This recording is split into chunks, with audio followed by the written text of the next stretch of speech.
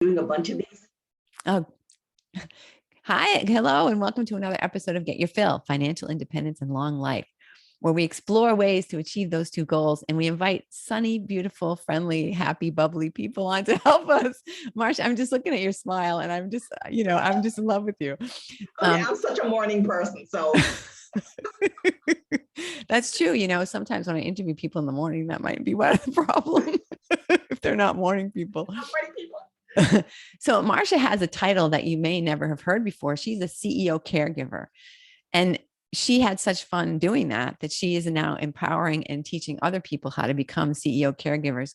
So Marcia, tell us, how did you come up with this? How did you invent this role for yourself, and how did this kind of all evolve? And by the way, absolutely, with us today. And Chris, let me just say, it's such an honor to just be here. Thank you for allowing me to share my story. But yeah, like you, we wake up one day and we go, oh my gosh, we're not ready for retirement yet. What are we going to do? Today I'm 64. You are? Oh my, Marcia, if you're not watching the video, Marcia looks like she's about 25. She's like, she does not have a single wrinkle on her entire face.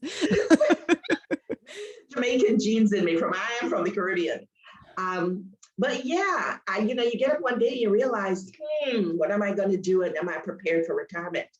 And so the hope of this signature course that I created is to kind of empower other women that are interested at this stage of the game. What can I do? How can I make more money?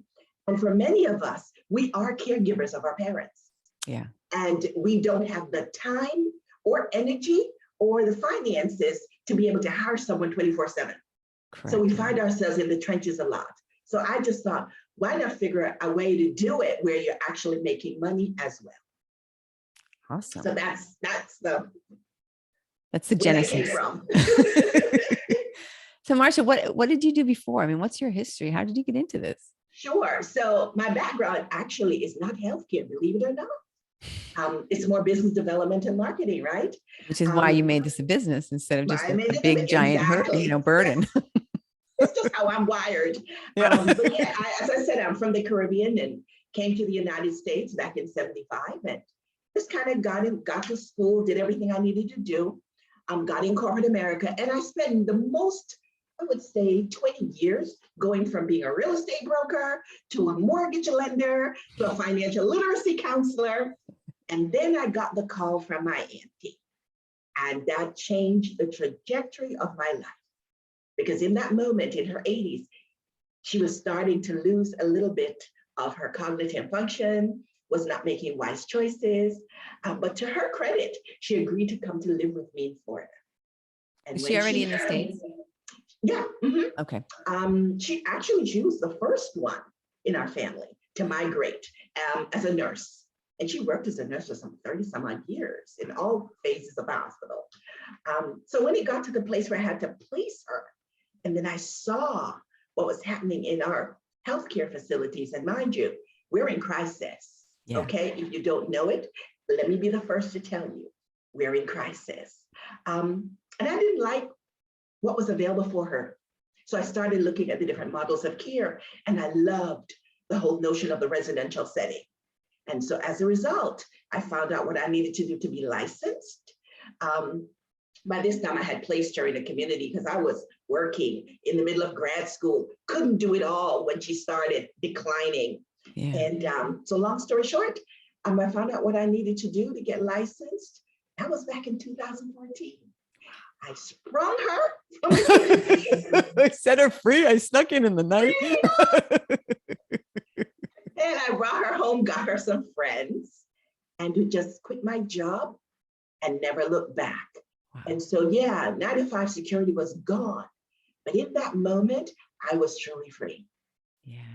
Because now I could set the rates that I wanted, as I knew I was going to provide excellent care. But I ask for what I want, honey, and I don't blink. Wow. I don't blink. Yeah. Oh, man.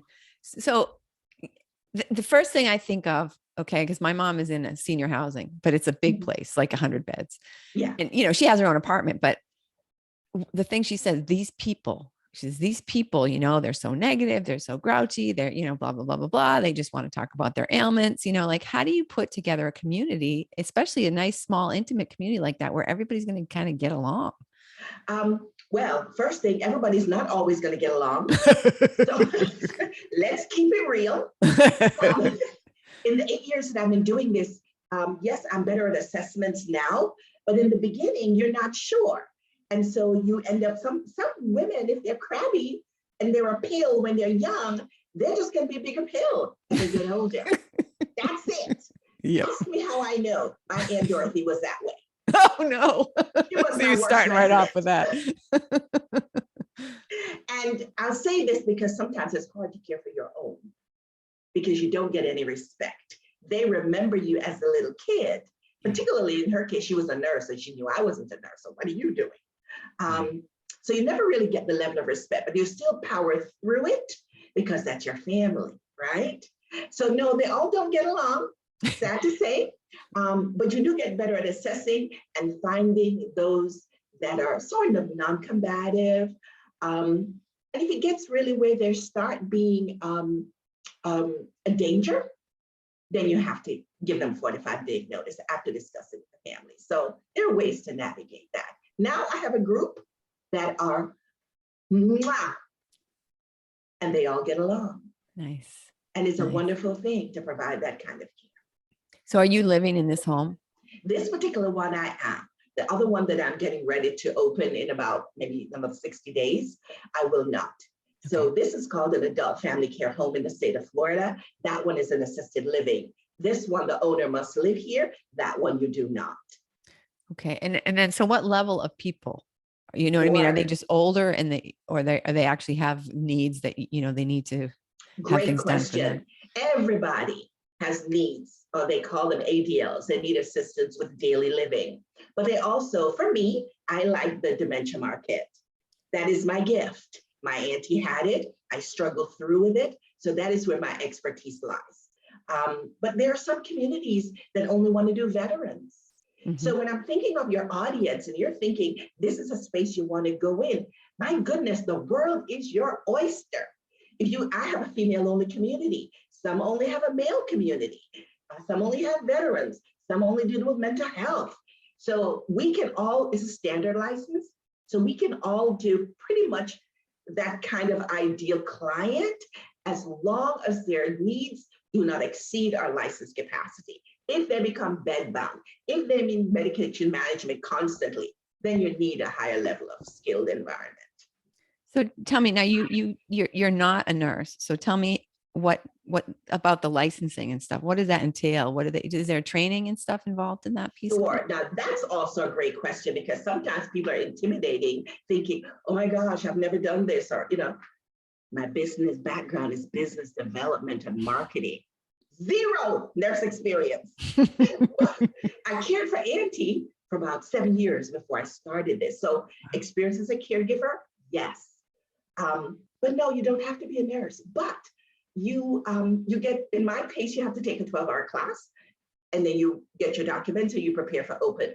In the ALF, it's a 26-hour class here and you have to sit the state exam. So it just depends which direction you want to go. It's really just that part, and believe it or not, is easy. You either pass the test or you don't. Yeah. Really, that's the easy part. The harder part is navigating the short, what I call the soft skills. Because the soft skills make or break your business. And that's one of the reasons I came up with my curriculum, because it deals with the humanity of it. How to talk to people, how to connect with your peers, how to stay engaged with your community, how to market your business. And marketing does not mean sticking a flower in my face. Just saying. It does not mean just handing me a business card and go. It's all about building those relationships. And so those are the things I cover in the soft skills. Business plan development. Well, if you're going to go in business, you need to write a plan. Get it all out of your head, put it on paper. So those are the things I cover. So on a daily basis, Marcia, tell me, what's an average day for you? Sure. So let's use today. We get up at 7 in the morning. And that's if I live here and I'm the night staff. My staff is here. She comes at 7, she leaves at 3. I'm on duty from 3 until the next day. So everybody pretty much gets up around the same time, between 7 and 8, and everybody gets a shower every day. Let me stick a pin right there. In the healthcare system that we have now, that's not given. You get a bath twice a week, 3, if you're lucky. That's real talk. So that's one of the reasons I also started mine, because my auntie was a nurse. She always got a bath. What is this? You don't bathe the people. Yeah. That is why when you go into the nursing home, it reeks. Yeah. You know? Yeah. Now, I fully understand that there are some medical situations where you can't have a bath every day, but promise you, that is not the norm. Right. So, Right. No, it's just staffing, right? It's just, they just don't have the It's just time, staffing. or they don't want to bother. It's staffing. You know, It's we not went even through so this with much. my dad, and See? you know, if my mother didn't come every day, they might not get him out of bed. Never mind, give him a shower. Exactly. You know, and my mom's like, why is he in bed? It's 2:00 in the afternoon. They're like, oh, sorry, we'll get him up or whatever, you know. She It's had to really sad. micromanage them. And that's not, you know. Yeah, and you're paying a lot of money. Yeah, exactly. Cripsy. I said, you can stay at the Hilton for God's sake. You know? At least they're going to change your bed, you know. I mean, we laugh about it, but it's so real. Yeah. So anyway, 7 o'clock we get up. Breakfast is on the table between 8:30 and 9. And then they love their coffee and their TV time. They love Golden Girls, and that's kind of their thing. And then, of course, it gives staff the time to do the chores. And so she run through it. It's only 4 clients that I have. She makes sure the beds are done, bathrooms clean, laundry started. By 11 o'clock, which is snack time, that's when the activity time is. And so whatever activity they want to do, sometimes they just want to sit on the back patio and gab away. And so they'll have their snack while they do that. I have one that's a wing player. You know, she'll play domino. As older, the games and activities become less and less. You know, so for these, I've had them for so long. In the beginning, we did a lot, but now I notice the declining. So they're just whatever, you know, and it's really what you want. It's not what I think. Yeah. You know, so we try to tailor it that way. And then let's see, that's 11 o'clock. And then lunchtime is around 12:30. And then after that, there's more little TV time. Some take a nap. Then around 3 o'clock again is another snack time, another activity time. Lunch, supper is at 4:30. And because various taking medications, by 6:30 in my facility, everybody's down for the night. Yeah. 7 o'clock, they're all asleep. Fridays is generally my day with them. And so we call it Friday Fun Day. And so I take my Serenity Pearls and we're hitting the road. Pre-pandemic, it was madness. We went everywhere all the time, you know, from the beach to the butterfly garden to the pool, to just you name it, we did it. Yeah. Now with the pandemic in the last 2 years, this has been the hardest. Yeah. So we've had to find ways to engage because people couldn't come out. No, people could come. I wasn't allowing anybody in. Yeah. And to that end, I had great families who supported my decision. And yeah, you could come and look at them through the window, but you can't come inside. Yeah. And because of that, we've had 0 cases of COVID in my facility. Yeah. We worked hard at it, but we had great families to help us. Yeah. Nobody was fighting, you know? Right. So Yeah. now that they have the test kits, they're able to come twice a month. So like this Saturday, we have COVID testing day. And so everybody comes who wants to visit their loved ones. We get tested in the facility.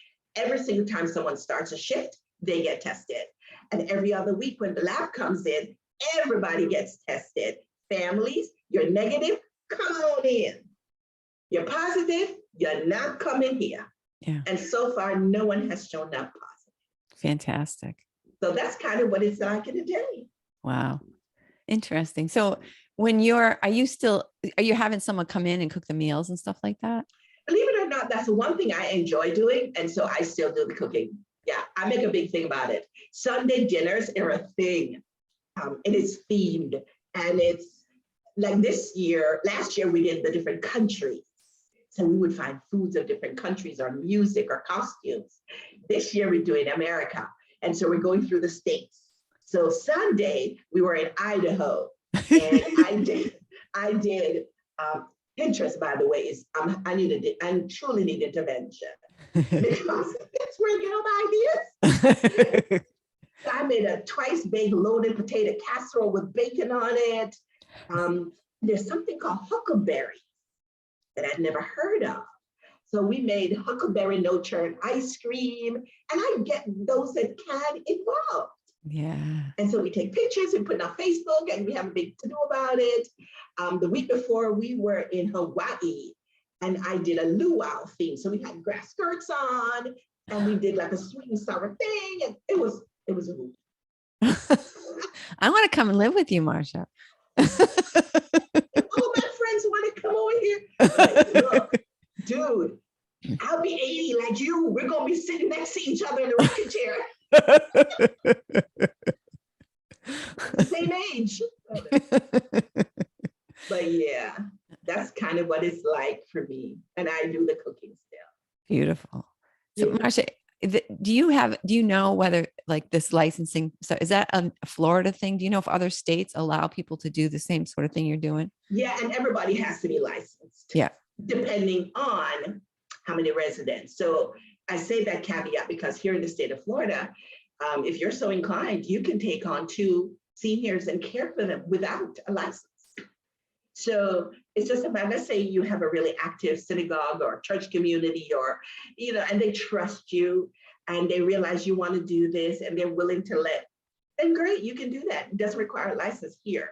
Other states, you have to find out what their requirements are. Yeah. But 3 and above, you have to be licensed. Now, the sad part about that is you just don't know if someone is unlicensed. There's no control, there's no oversight, and you really just, nobody's state here, they're in your face all the time, and they come every 2 years to do their biannual surveys. And so their requirements, it's a little different.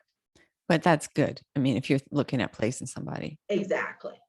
So let me ask you from the other perspective, like if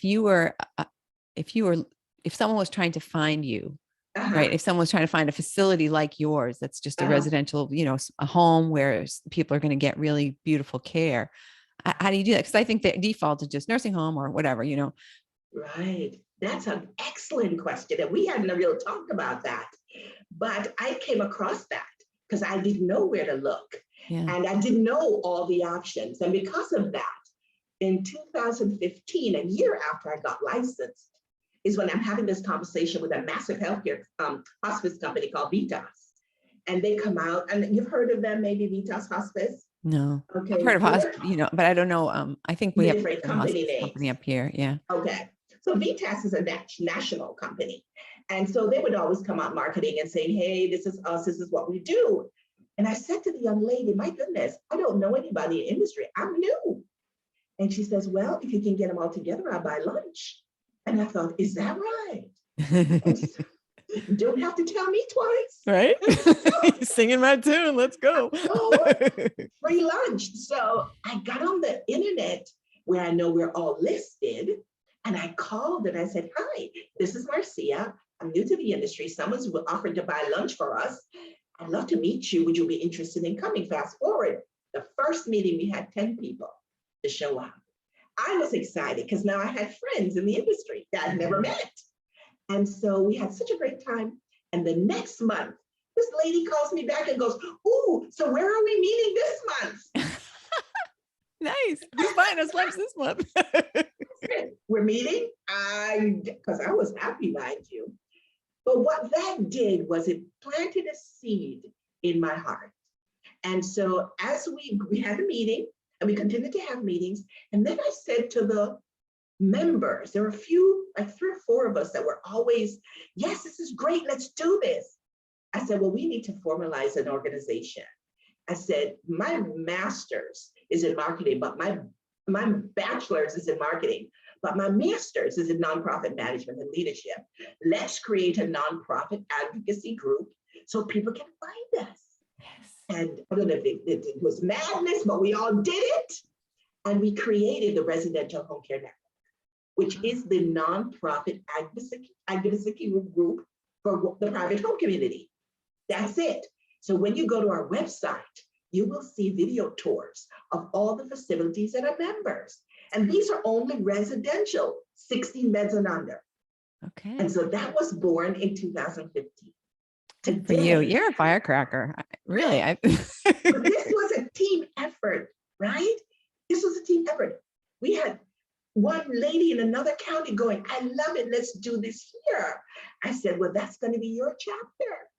And so Osceola chapter was born. I still manage Orange Seminole. Lake County chapter was born. And and they're mostly women. Yeah, that And makes they sense because were, women live longer. Right. And also yeah, yeah. We're we're just more wired that way in likely the to be caregiving caregivers. space. Yeah. Yeah. Yeah. And so, yeah, the Residential Home Care Network is the nonprofit advocacy group for the private home communities here in Florida. And so we're hoping to continue to build it out until we have every single one on this website. So when you want to find us, you will have one place to go. Oh, wow. That's fantastic ambition and so helpful, right? I mean, So helpful because I needed it and I didn't. Yes, there is a state website where everybody, but you have to figure it out. And so what we did was we reached out to the members and we said, hey, if you want to become a member of the network, just pay us. And what we'll do is continue to be sort of that marketing arm for you. And so when you go on there, you see their video tours and you have contact information for the owners directly. yeah, How cool is that? it's fantastic. It's Yeah. fantastic. I'm very impressed with you. I'm really Thank excited you. that we connected. Thank you. So now, is this all private pay or is there any opportunity for any kind of like state or, Sure. could Medicare pay any of this or whatever? Great question. So Medicare does not pay for that. So let's get that off the table. Medicare covers your hospitals. Oh, sorry. I'm Right. not there yet. So whatever, That's whatever okay. it covers it. Yeah, Medicare can, they take care of your hospitals and that sort of thing. Medicaid, if you qualify, we're able to bill long-term care companies to help support your care. But depending on the type of facility that you're in, will also depend on how much money that will defray the cost. So let me use a real example. In the adult family care home space where I am in Florida, our reimbursement rate from Medicaid is $12.25 a day. Let me just pause right That ain't there. gonna cut it. That's not even buying the luau. Okay. That's their answer. $12.25 per day. Well, that's $300 and some odd dollars a month. So when I first started, the facility rates for a shared room was about $2,500 a month. My auntie, and I'll use her as an example, she had $1,500 from Social Security. She had nothing. She had no assets. She didn't have a whole bunch of money. All she had was her Social Security check. So that brings us to where you're talking about, are we retired and do we have enough money to cover the cost of care? No, we do not. Right. And Social Security is not a strategy, as we found out with her. Right. And so in placing her in that community, their rates were $2,500 back then. That's all she had, but she qualified for Medicaid. And I got her on the program. It took about 8 minutes to get her name released. But what happened was they took her little $1,500 and they waited to get that extra $1,000. And when it was time and her name got released, they were able to back bill. And so they were able to bill for the difference for her cost of care. Okay. So that's how that works. In my community, it's only $12, so that's not a lot. But in their community, they can get up to $1,400 depending on which Medicaid provider they're credentialed with. Some pay $1,100, some pay $1,400. It's whatever they negotiate. Assisted living facilities get more than adult family care homes. Okay, so when you open your new one, I will be able to credential with the different entities and be able to I can take on the lower income client because I can now bill the state for the difference if I so desire. Right. Personally, I would prefer not to go that route, simply because sometimes you end up waiting on your money from the government. And that's not a good place to be. Right. The business has to cash flow because you have to pay salaries. Right. You cannot sit around waiting for you to get it right. Right. I found with private pay, families are they're very appreciative of what you're trying to do for their loved ones. And so they don't have a problem paying you as long as they know they're getting the care that you say you're going to provide. Right. Right. You know, so I'm not a big fan of government in involvement. I would just not be bothered. Right. Yeah. Yeah, for sure. I know it's a nightmare. That's what my sister Yeah. used to do, for hospitals, is helping with the Medicare billing. She was just like, they're nuts. Yeah, I'm not a fan. Yeah. But again, it's there. And if it can help, defray the cost, because they talk about the silver tsunami, right? We see that coming. And our mom and dad had they're prepared better because many of them had pensions to supplement the Social Security and, whatever savings. Our generation, the boomers, not so much, because there is no pension, period. And if anybody's like me, when I started my business, I took every penny out of the 401k because I used it to start my business. Right. So we're out here, just me and Jesus. At least you're in good company. That's a great place to be. But I'm just saying that's just real talk, right? Yeah, there is no cushion. There is no net. So now I'm really intentional about building for when I get ready. And I gave myself 10 years to be in this business. And then I want to be able to enjoy the fruits of my labor. Yeah. I'm 8 years in. I got 2 more years. Good for you. Excellent. Excellent. Oh, man. So now you said when your aunt was going in there, can you give us an idea, like the rates now that you're? Oh, yeah. I mean, I just use mine. I can be very transparent. My shared is $3,000 and my private is $4,000. Okay. So you have some rooms where you've got 2 residents in the same room. Correct. Okay. I have 2 private right now and 1 shared. And I ratcheted down only because I'm licensed for 5. Right. But because of staffing, it's just not, we're in that space for the last 2 years where,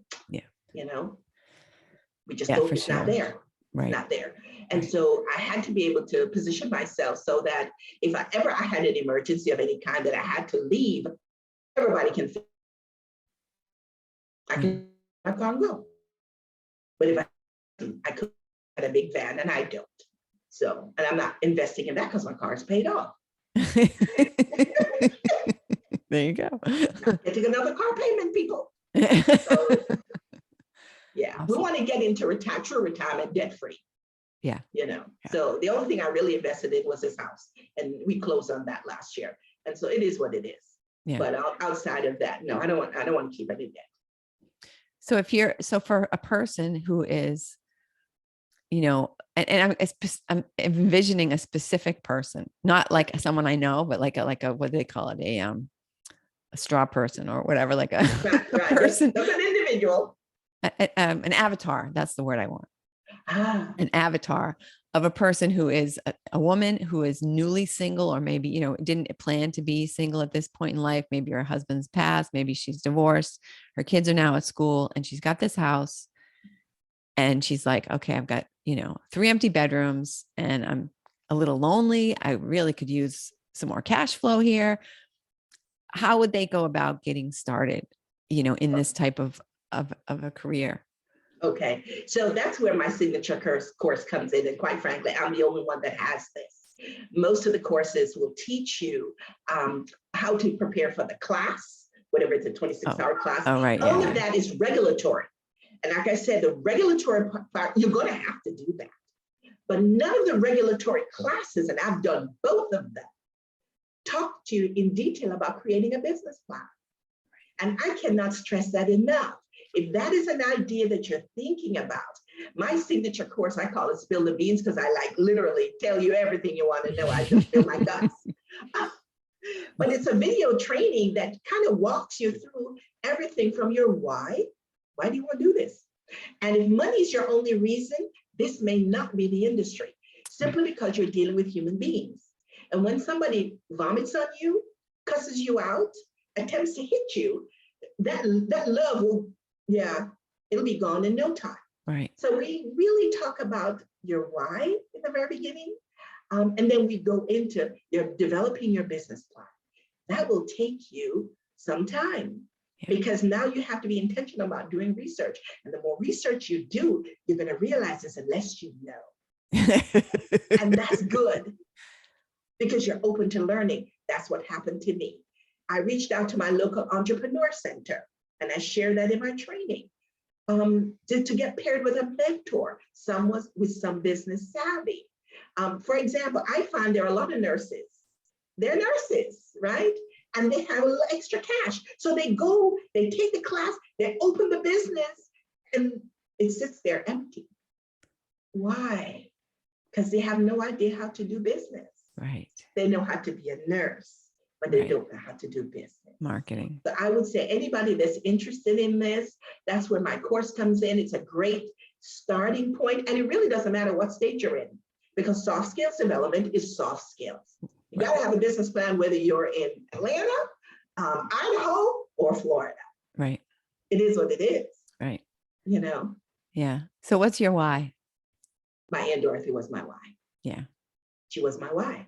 Yeah. I wanted better for her than I experienced with her in the facility that she was in. It was a little over 100 beds. They did the best they could with the staffing they had. Yeah. But she was a nurse for all those years. She was on the other side of that equation.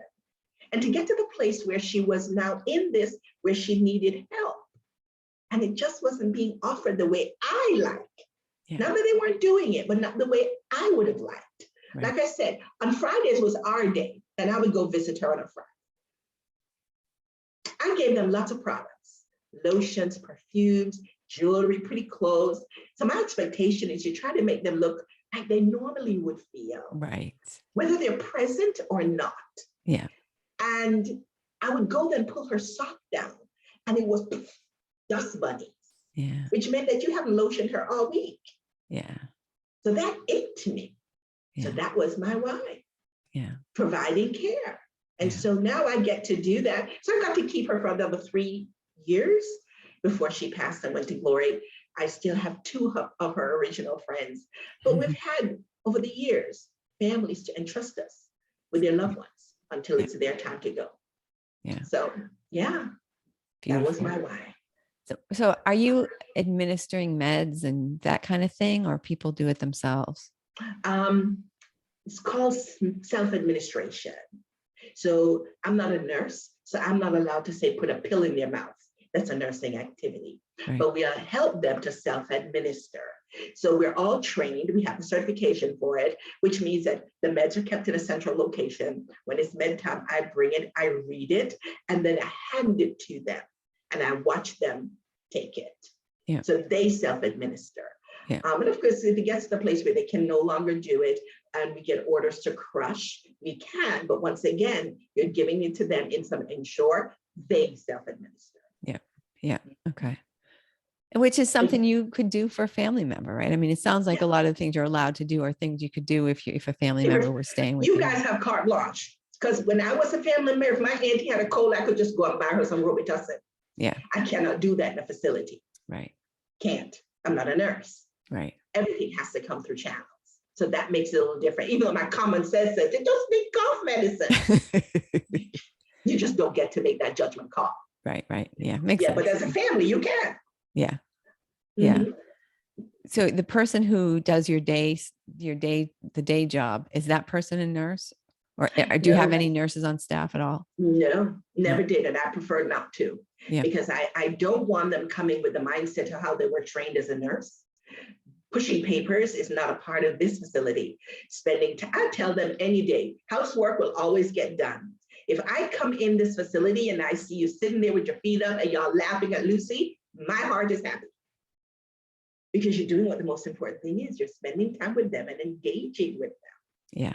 For me, that is number one. If you've been trained as a nurse, it's all the time, go, go, go, go, go. You got to, no, it'll get done. I promise you the work will get done. Right. Because they do have their quiet time and you get stuff done. But paying attention to them is the most important. So my weekday lady, she doesn't have any certifications, but she has had experience working as a caregiver. My weekend lady is a CNA. She's been with me now, this will be 4 years, every single weekend. And she has a full-time job, okay? So it's a labor of love for her. If I could clone her, oh my gosh. I have to ask her, so you sure you don't want to start a facility? I will tell you everything. I'll give you mine. so I can move on to other projects. She's that good. Yeah. Yeah. Beautiful. Oh, Yeah. that's so You great. treat them well, and they are your biggest assets. I mean, Richard Branson says it, treat your employees well and they'll take care of your customers. Right. Exactly. It has to Yeah. flow. It has to start with the employees. They have to be Yeah. happy if your customers are going to be happy, for sure. Yeah. Well, obviously you take good care of them. I do. I do. They're like my little babies. They tell me because I didn't have no kids, I dress them up like little dollies. But Okay, guilty. but such a difference, right? Such a It difference is. where one It does. person is able to engage with them who, I mean, just hearing about your, the Sunday luau and the days, Fridays off in the bus or whatever in the car to go off and do things. I mean, Yeah. that's just such a completely different standard of care than most people are getting in some type of assisted living. Correct. I would love to see more of these. Yeah. I would love to. So that's why I'm out here talking it up, training anybody that is serious about providing care. I'm willing to tell you everything you need to know. Yeah. Hold your hands, introduce you to others. Whereas I didn't get that. Right. But I really believe this is a standard of care that needs to be embraced more. Because if you ask anybody that's a senior, their desire. Classic example. One of my ladies that was here, she's since gone on.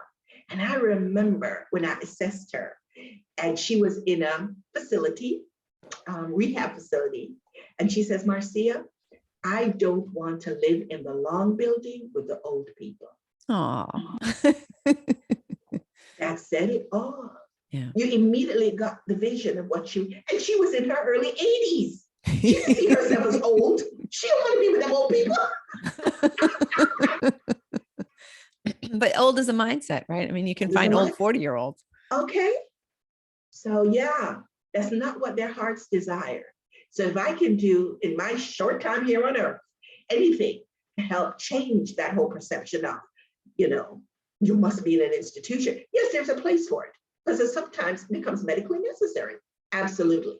But half the people that are there, they don't need to be. They don't need to be, right? They don't. Yeah. But there is no place out here. And the ones that are out here, if we had, like you said, I'm not a fan of big government, but if you have more support, instead of $12 a day and I had more support, I could do more. Right. Exactly. I could do more because I have to pay staff. You have to not do it yourself to alleviate burnout. Right. Exactly. You've got to have some time for yourself every day. You do. Yeah. Yeah. Although it sounds like most of your you time is spent cooking. You know what? Not really, because I have a menu and they're like on Saturdays, I may do 2 or 3 things. Done. Yeah.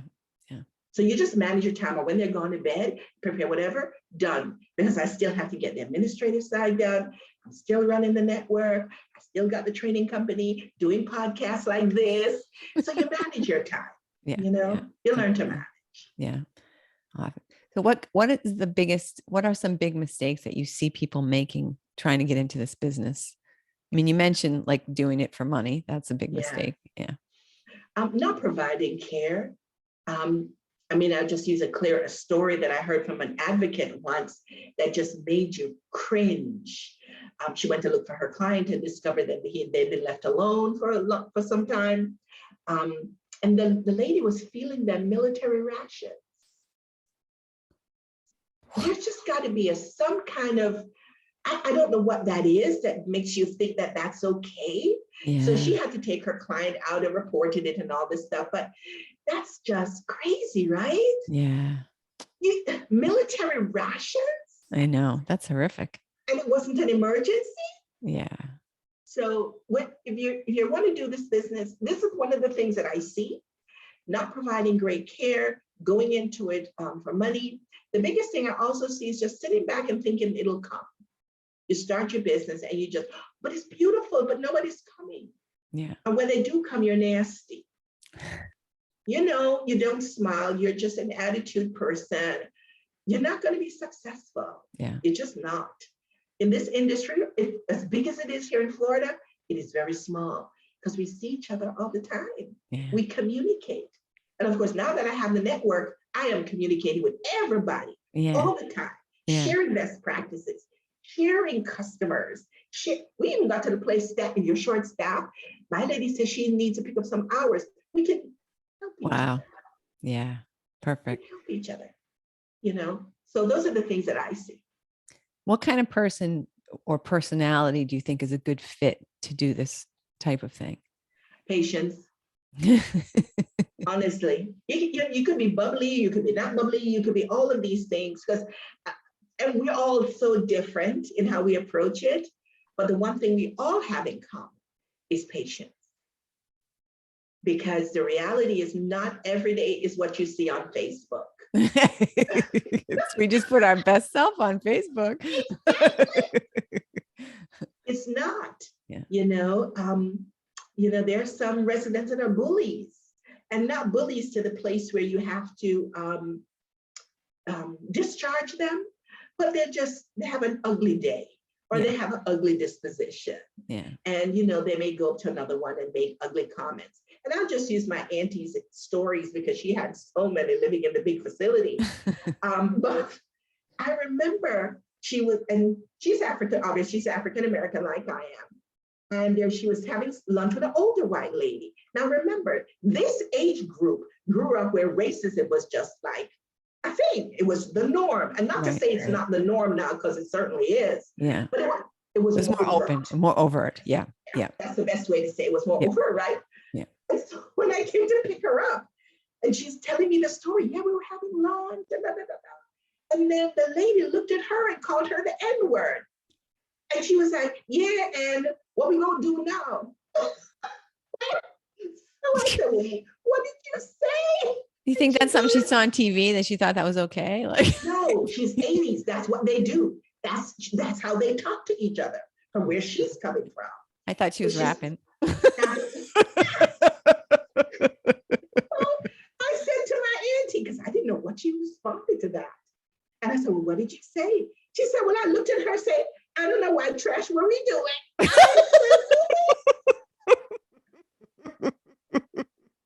said, okay. And there you have it. There you have it. She navigated that. I didn't need to intervene. And everything took care of itself.